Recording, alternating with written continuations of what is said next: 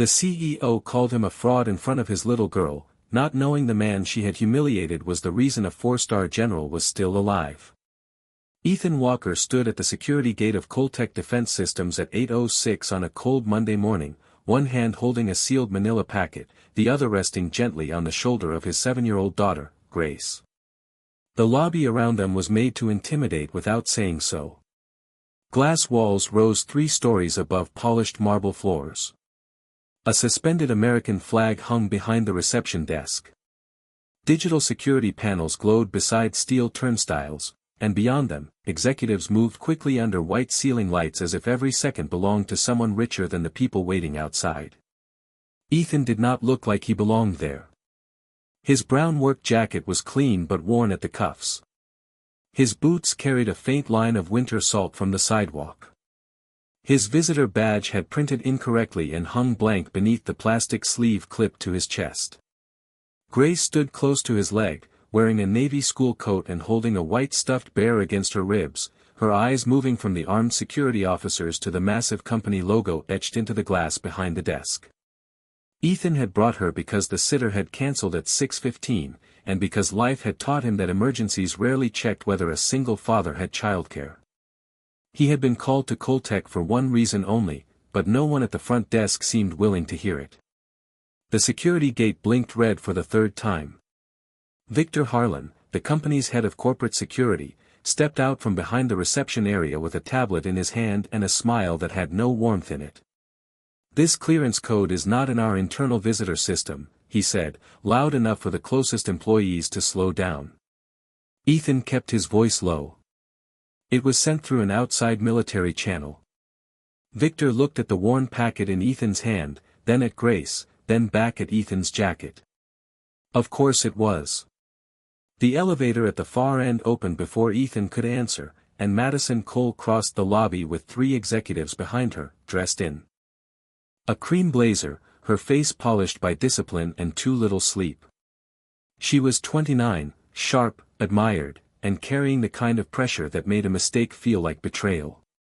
The military delegation was due in less than 30 minutes. The largest defense contract in Coltech's history depended on that morning looking perfect. Victor turned toward her as if he had been waiting for an audience. "Madison, we have a problem. This man is attempting to enter the server floor with a clearance code that does not exist in our system." Madison stopped in front of Ethan. She saw the blank badge, the cheap packet, the child holding the stuffed bear, and the red light still blinking on the scanner. She did not see the calm in his hands. She did not see the way his eyes had already mapped every camera, exit, and access panel in the lobby. "Who are you?" she asked. "Ethan Walker," he said. "I was requested for Black Harbor Protocol review." Victor gave a short laugh. That is a classified term he probably found online. A few employees looked over. Grace's fingers tightened around the bear. Madison's gaze hardened, not because she was cruel, but because fear had dressed itself as certainty before she had time to question it. "Mr. Walker," she said, her voice carrying across the marble floor, "I do not know what scam you thought would work here, but you chose the wrong building." Ethan did not flinch. "Ma'am, there is a breach window tied to your access bridge." Victor stepped closer. "Enough. He is a fraud." Madison looked Ethan straight in the eyes and repeated it with the full authority of the room behind her. "You are a fraud." The lobby went quiet. Grace lowered her face into the white bear, and Ethan felt the small movement like a weight against his ribs. He could have opened the packet. He could have said names that would have changed the temperature of the lobby in seconds. He could have told Madison Cole that the man she was humiliating had once stood between a collapsing evacuation route and General Thomas Whitaker. Instead, Ethan placed his hand lightly on Grace's shoulder and said nothing, because some truths were too heavy to throw across a lobby just to protect pride. Ethan Walker stayed silent long enough for the lobby to mistake his restraint for weakness. That was how rooms like this worked. They measured confidence by volume, authority by clothing, and truth by whether it had arrived through the proper door. The red security light kept blinking beside the turnstile, patient and mechanical, while Madison Cole stood in front of him with 3 executives behind her and Victor Harlan at her side, all of them framed by glass, marble, and the company name shining above reception. Grace pressed the white stuffed bear against her coat and leaned closer to Ethan's leg. He felt her small shoulder under his hand, warm through the fabric, and it reminded him what kind of man he had promised himself to be. Not the kind who made his daughter watch him beg. Not the kind who taught her that dignity had to shout to survive. Madison looked at the sealed packet in his hand. "Hand that over." Ethan did not move at first. "This packet is for General Whitaker's security team." Victor stepped in quickly. "Convenient. The general is not here yet, and this man is using his name to force entry into a restricted facility." Ethan looked at Victor for the first time, not hard, not angry, just directly enough that Victor's smile thinned. "I am not forcing entry. You are standing at my security gate with a dead badge and a fake clearance story," Victor said. "That is close enough." A few employees had stopped pretending to walk. One held a paper coffee cup halfway to his mouth. Another whispered near the reception desk, and the whisper spread the way bad weather moves across water. "Fraud. Scam. With his kid here too." Grace heard enough. Her chin lowered another inch. Ethan saw it and felt something tighten in his chest, but his voice stayed calm. "There is a breach window tied to the legacy access bridge under your west server floor. If your team locks the wrong node first, it will trigger a wipe sequence." Madison's expression did not change, but one person behind the security desk did. Lena Brooks, a junior systems analyst with a visitor tablet tucked under one arm, looked up from her monitor as if Ethan had said a name no stranger. "Should know." Victor noticed her reaction and turned sharply. "Lena, do not engage." Lena froze, her fingers above the keyboard. Madison saw that. She saw Victor notice Lena. She saw Ethan remain still. But pressure was louder than instinct that morning. "Mr. Walker," Madison said, "you are either confused or attempting to exploit classified language you do not understand." Ethan answered quietly. "Black Harbor is not language. It is a containment protocol." The lobby seemed to inhale. Victor gave a dry laugh. He probably found that phrase in some old message board. Ethan's eyes moved once to the camera above the reception desk, then to the side hallway leading toward the restricted elevators. "Then your message board has a live access trace running through auxiliary credentials issued 11 days ago." Lena's hand slipped to the keyboard before she could stop herself. Victor's voice cut across the lobby. "Step away from that terminal." Madison turned toward him. "Why?" It was one word, but it changed the balance by less than a fraction. Victor recovered quickly. "Because we do not validate criminals in front of staff." Grace looked up at Ethan then, her eyes wet but quiet, and whispered so softly only he could hear it. "Dad, are we in trouble?" Ethan bent slightly, not taking his eyes from the room for long. "No, sweetheart." He brushed one thumb over her shoulder. "Just stay with me." Madison heard the gentleness in his voice and for a moment it did not match the story Victor had handed her. A fraud should have been nervous. A scammer should have been selling. Ethan was doing neither. He was standing in a building that wanted him gone, holding a packet he would not surrender to the wrong man, and naming a problem no one had admitted out loud. Still, Madison looked at the blank visitor badge again, then at the waiting executives, then at the military arrival schedule glowing on the reception display without readable detail. Her company could not afford chaos. Her face hardened back into command. "Security escort him to holding until we verify his identity." Victor reached for the packet. Ethan shifted it behind his side, calm but final. "No," the word was. Not loud. That made it worse. The room felt the line before anyone crossed it. Victor stepped closer, smiling for Madison but speaking to Ethan. "You are making this very difficult for yourself." Ethan looked down at Grace, then back at Victor. "No. I am making it harder for you to bury what is already inside your system. Lena's face went pale behind the desk. Madison saw it this time. And somewhere above them, behind the polished elevator doors, the private lift reserved for the military delegation began to descend. Before anyone in the Coltech lobby knew what the private elevator was carrying down to them, Ethan Walker was back in a different hallway, years away, where the lights were dimmer and every door opened with a code no civilian would ever see. He had once been the kind of man people called only when the official systems had already failed quietly. His title changed depending on which document was allowed to exist, but the work was always the same.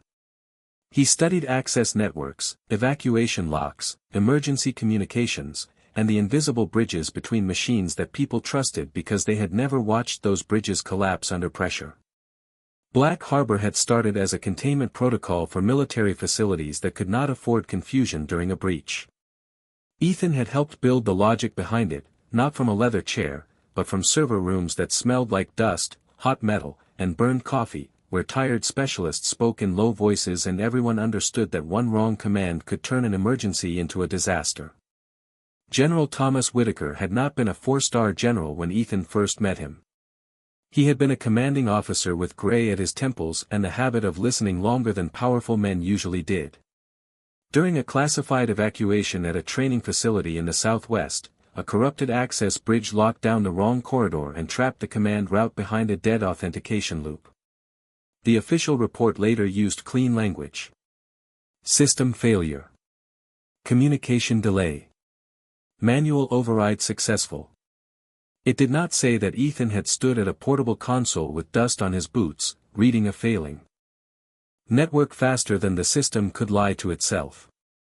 It did not say that he had found a hidden bridge, isolated the false credentials, and opened the route before the command team lost the only safe exit. It did not say that Whitaker had placed a small challenge coin in Ethan's palm afterward and said, "You do not talk much, Walker, but when you do, people should listen."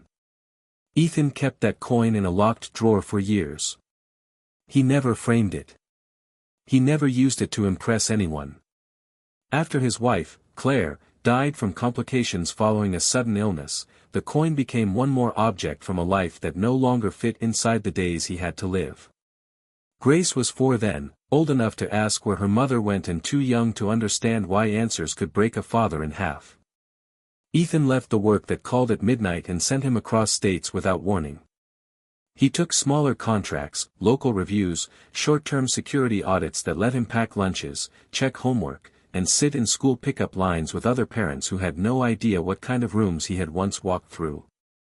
He learned how to make pancakes while checking breach reports on his phone. He learned which grocery store marked down produce on Tuesdays.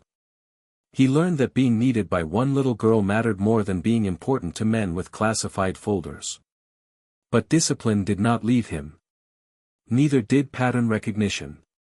When the Black Harbor request reached him from General Whitaker's channel the night before, Ethan had read the Coltech access summary once and felt the old certainty settle behind his ribs. Something was wrong inside the West Server Bridge. Someone had ignored it.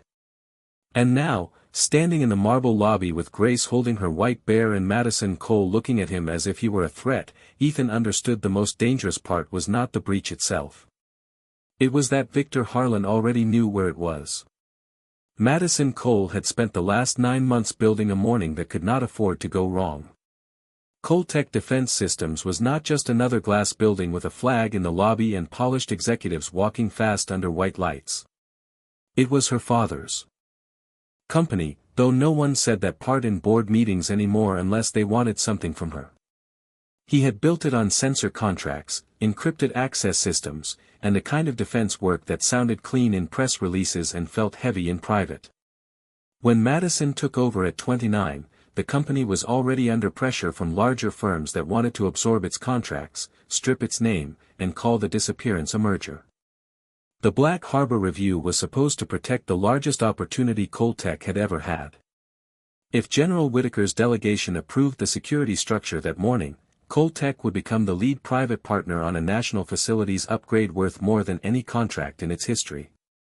If the review failed, the board would not wait another quarter before accepting the buyout offer, sitting quietly behind closed doors.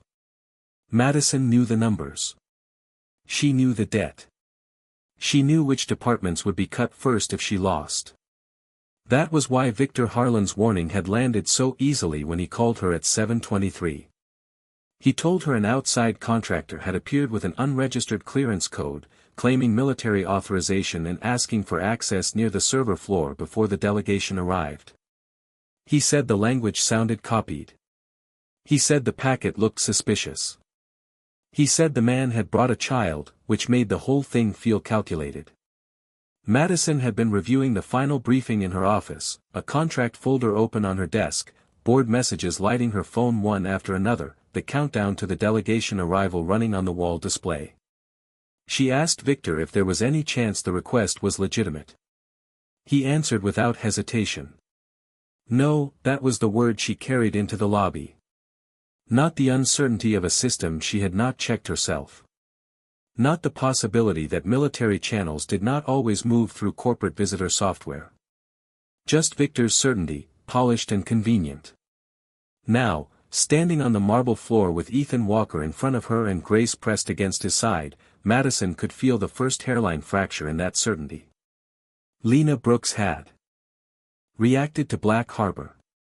Victor had tried to silence her too quickly. Ethan had described the West Server Bridge without seeing the internal dashboard. And still Madison resisted the thought that she might have humiliated the wrong man, because admitting that meant admitting she had let fear make a decision for her. Victor stepped closer to her shoulder and lowered his voice. The safest move is to remove him before the delegation sees this. Madison looked toward the private elevator, where the indicator numbers continued to descend. She looked at the sealed packet in Ethan's hand. She looked at Grace's white stuffed bear, crushed tight in the little girl's arms. Mr. Walker, she said, quieter now but still firm, if you are legitimate, you should have no objection to waiting in a controlled room while we verify your identity. Ethan's eyes stayed calm. I have no objection to verification. Victor's jaw tightened.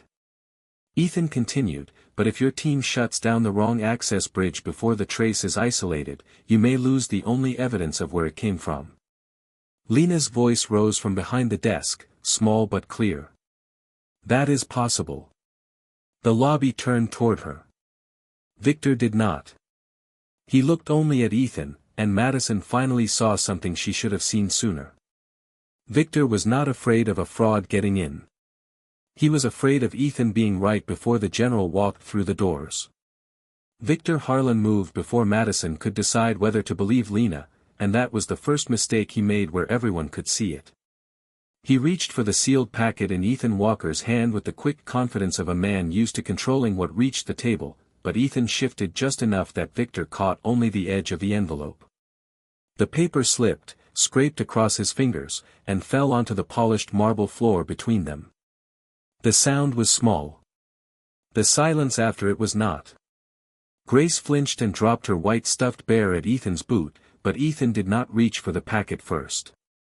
He bent down slowly, picked up the bear, brushed invisible dust from one soft ear, and handed it back to his daughter as if the most important thing in that lobby was making sure her small world did not fall apart with the adult one.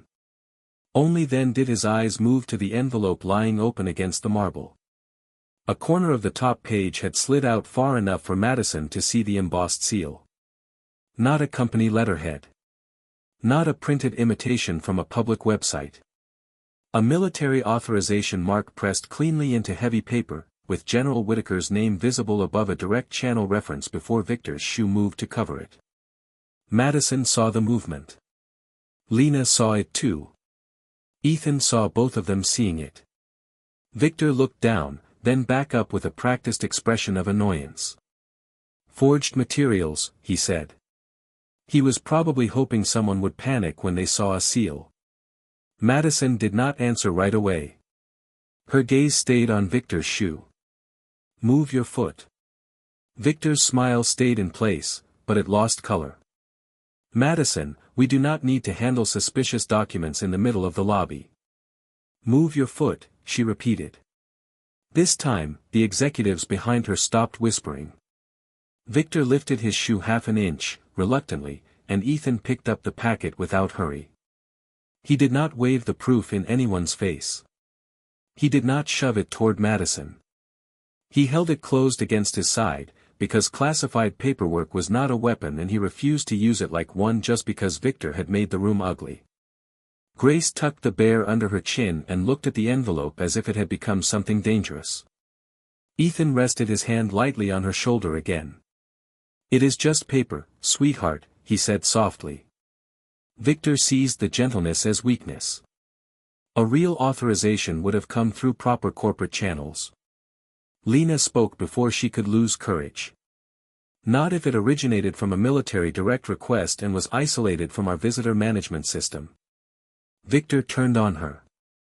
"You are a junior analyst." Lena's face tightened, but she did not step back from the desk. Madison looked from Lena to Ethan, then to Victor. A different silence formed, colder and more exact. It was no longer the silence of employees watching a stranger get exposed. It was the silence of people realizing the exposure might be happening in the other direction. The private elevator indicator reached the lobby level. A soft chime rang across the marble. Victor heard it and reached again, this time not for the packet, but for his authority.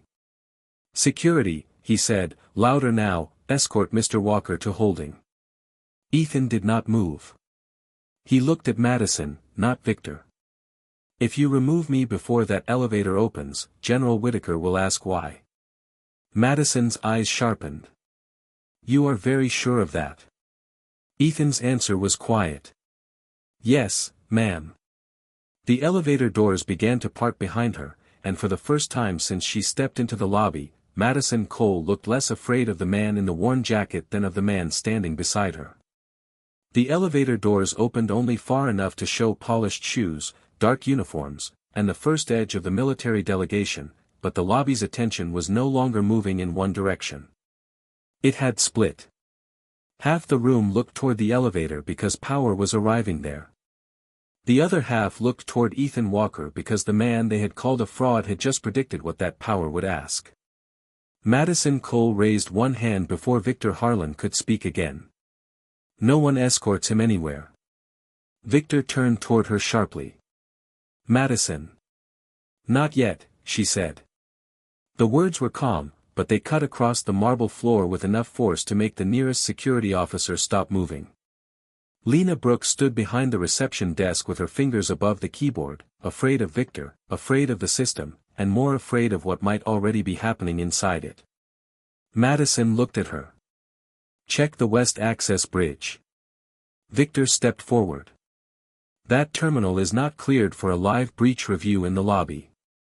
Ethan spoke without looking away from Lena's screen. "She does not need to open the full review. She needs the auxiliary credential log and the outbound heartbeat." Lena's eyes flicked to Madison, asking permission without words. Madison nodded once. The lobby became quieter than a room that large should have been. Lena typed. A security dashboard opened behind the reception glass, abstract lines and access nodes glowing blue and gray. Grace watched from Ethan's side, still holding the white bear under her chin. Ethan rested his hand on her shoulder, steady enough that she could borrow his calm even if she could not understand the danger. Lena found the auxiliary credential log first. Her mouth parted slightly. "There is an active trace." Victor's face hardened. "A routine service echo." Ethan shook his head once. "No. Routine service would pulse every 40 seconds. That one is waiting for a manual lock command." Lena checked the timing and went still. Madison saw it. "Explain." Ethan finally stepped one pace closer to the desk, not toward the restricted turnstiles, not toward the server floor, only toward the truth on the screen. Someone left an outdated access bridge alive under the west server floor. The breach is writing auxiliary credentials through that bridge, but it is quiet because it wants your team to do the obvious thing. Madison's voice lowered. "Which is? Lock the node." Ethan looked at the screen, then at Victor. If they lock it before isolating the trace, it triggers a wipe sequence and erases the entry path. You stop the alarm and lose the evidence. Lena's hands trembled above the keyboard. That matches the warning behavior. Victor laughed, but it came out too dry. Or he is guessing from what he sees on the screen.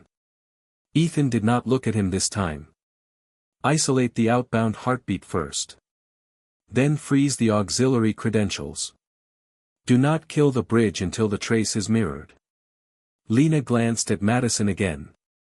Madison did not hesitate now. Do it. Victor's control cracked just enough to show itself. You are taking containment instructions from an unidentified contractor in front of a military delegation. Madison's eyes stayed on the screen. I am taking the first coherent explanation anyone has given me. Lena followed Ethan's sequence. The blue access map shifted. One thin line that had looked harmless separated from the others and turned red.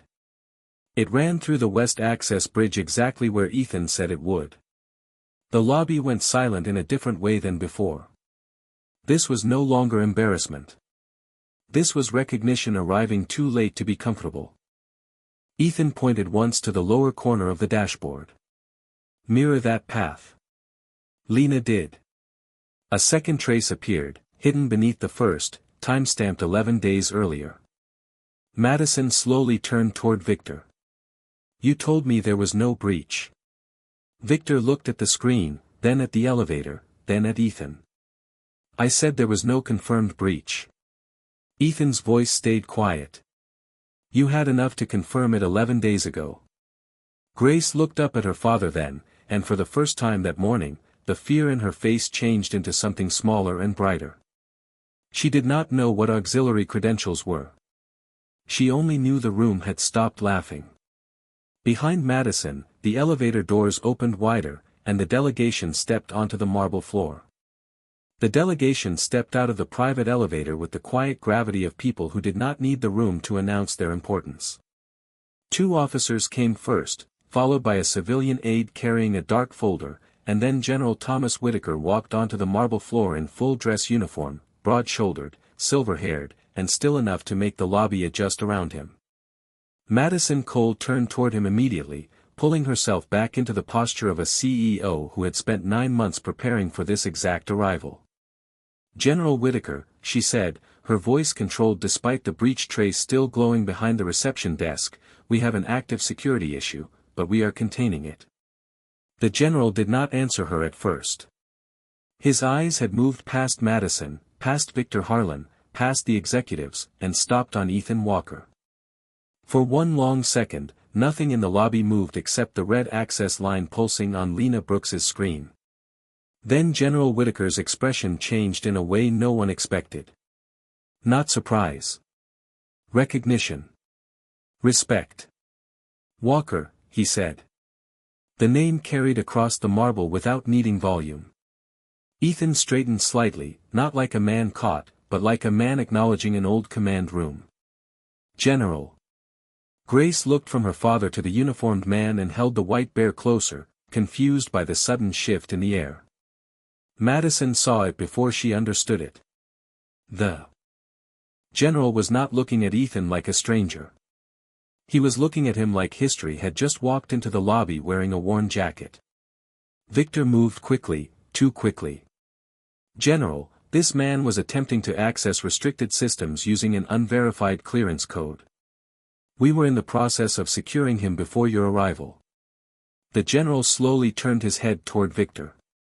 Securing him? Victor's confidence faltered under the weight of the repeated words.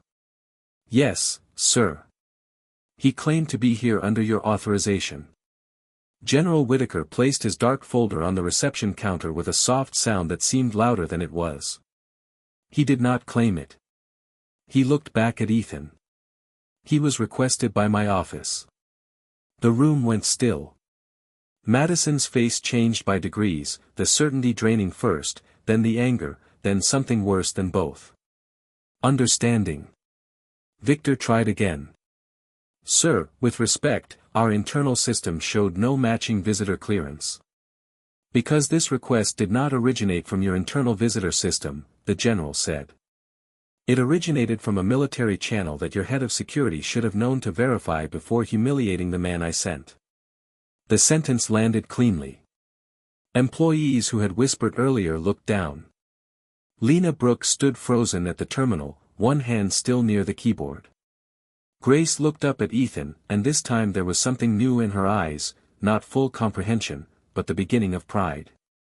Madison swallowed once. General, I was told he was a fraud. General Whitaker's eyes did not leave Victor. Then you were told wrong. He stepped closer to Ethan, stopping just outside the circle of tension that had held him there for too long. Mr. Walker helped build the original Black Harbor containment logic. Years ago, he kept a failed access bridge from trapping my command route during a classified evacuation. I am standing here because he did not panic when everyone else trusted the wrong system. No one breathed loudly enough to be heard. Madison looked at Ethan, at the packet in his hand, at Grace's white bear, at the blank visitor badge that had made her so certain.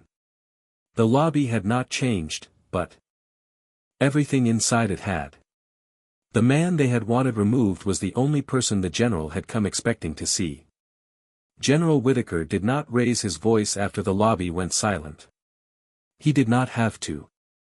The truth had already entered the room wearing 4 stars, and every person who had whispered fraud now understood that the word had been pointed in the wrong direction. Madison Cole stood beside the reception counter with her hands still, her face composed only because she had learned too young that CEOs were not allowed to fall apart in public. But inside that stillness, the morning was rearranging itself. Ethan Walker was not a suspicious contractor. He was not a desperate man with a fake packet. He was the person her own system should have made room for before Victor Harlan turned him into a spectacle. Grace stood close to her father with the white stuffed bear pressed under one arm, looking at the general, then at Madison, then at Ethan, trying to understand why the adults who had seemed so certain had suddenly stopped speaking. Lena Brooks broke the silence first because the breach did not care about embarrassment. The mirrored trace is stable, she said from behind the desk, her voice careful. But the auxiliary credential path is still active. Ethan turned toward the screen. Freeze the credentials. Do not terminate yet. Lena looked at Madison. This time Madison did not look at Victor for permission or confirmation. Follow Mr. Walker's instruction. The title landed softly, but everyone heard the change. Victor's jaw tightened. Madison, this is moving too fast. We should take this into a controlled operations room and review chain of command. General Whitaker looked at him. The chain of command is clear enough for the next 60 seconds. Ethan stepped closer to the reception console, still keeping one hand near Grace so she knew he had not forgotten her. Lena, mirror the second trace to a clean partition. Then isolate the bridge from outbound traffic. Lena typed. The blue and red access map shifted again, and a hidden timestamp trail opened beneath the active breach line. 11 days of warnings. 11 days of soft alerts. 11 days. Someone had allowed the system to remain just quiet enough to protect a report instead of the building. Madison stared at the log. Victor. His answer came too quickly. Those were low confidence flags. Lena swallowed. They were escalated on day 3. Victor turned toward her. You do not have context. Ethan looked at the screen, then at Victor, his voice even. The context is that the bridge was left open after escalation. The breach used the delay. General Whitaker picked up the authorization packet from the counter, opened it, and placed one page in front of Madison. My office requested Walker because your preliminary summary showed a pattern we recognized. We did not send him to impress your lobby. We sent him because someone here was ignoring the wrong warning. Madison read enough to feel the weight of her mistake settle fully. The military seal, the direct authorization, Ethan's name, the arrival window, the Black Harbor reference. Everything had been real. She looked at Victor, and now the fear in his face was no longer hidden behind procedure.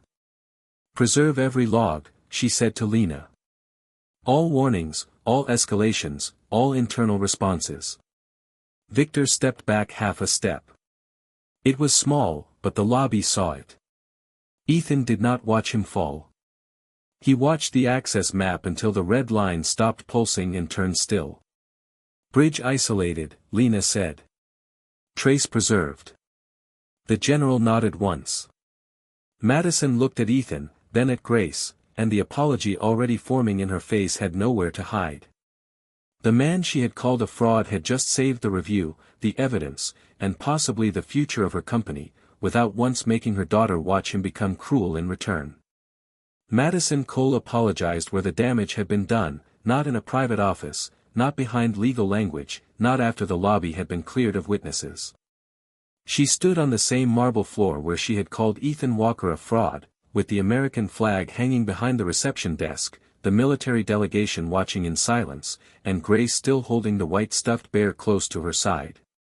The red breach line on Lena Brooks's screen had gone still. The trace was preserved. The auxiliary bridge was isolated. Coltech Defense Systems had not lost the evidence, the review, or the contract before it began, and Madison knew exactly who had kept that from happening. She turned fully toward Ethan. Mr. Walker, she said, and the title carried through the lobby with a weight the insult never should have had. I was wrong. I judged your appearance, your badge, and your circumstances before I listened to what you came here to do. I repeated an accusation in front of your daughter that I had not verified. I am sorry. No one moved. Victor Harlan stood near the edge of the reception area, no longer protected by the certainty he had used against everyone else. Madison did not look at him yet. This moment was not his. Ethan looked at her for a long second, his expression quiet enough that some people might have mistaken it for indifference. It was not. Grace's small hand had found the edge of his jacket, and he could feel her standing straighter beside him, as if the apology had given something back to both of them. Thank you, Ethan said. That was all. No lecture. No humiliation returned. No speech about who should have known better. General Whitaker watched him with the faintest nod, the kind one disciplined man gives another when restraint costs more than anger. Then the general turned to Madison. I want Walker leading the containment review with my cyber liaison and your analyst. Lena looked up quickly, surprised to hear herself included. Madison nodded. Agreed. Victor's voice came thin from the side. There are internal procedures for appointing external personnel. Madison finally looked at him. And there are internal procedures for preserving breach warnings instead of burying them. You will surrender your credentials pending audit. Victor's face tightened, but he had no room left to stand on. The lobby that had once looked toward him for authority now looked past him. Madison returned her attention to Ethan. Coltech would like to retain you as Chief Security Consultant for the Black Harbor Review and any corrective architecture that follows. Formal terms can be handled today. Ethan glanced down at Grace. She looked up at him with the white bear tucked under her chin, no longer hiding behind it. I can help with the review, he said. But I need the schedule in writing. Madison blinked once. Of course. Ethan's voice remained calm. Grace has school pickup at 3:10. I need to know if the work runs past that. For the first time all morning, the lobby seemed to remember that the man who had just saved a defense review was still a father before he was anything else. Madison's face softened, not with pity, but with respect that had arrived late and would have to prove itself. Then we schedule around that, she said. Grace slipped her hand into Ethan's. General Whitaker picked up the sealed packet and placed it back in Ethan's palm as if returning something that had never belonged on the floor. Employees who had whispered earlier stood quiet now, looking at the man in the worn jacket with the blank badge, understanding too late that dignity had been standing in front of them the entire time. Ethan did not look at Victor. He did not need to. The truth had done its work without borrowing cruelty from anyone. He looked at Lena's screen, then at Madison. Start with the 11-day warning trail, he said. That tells us where the bridge was ignored. Madison stepped aside, making room at the reception console.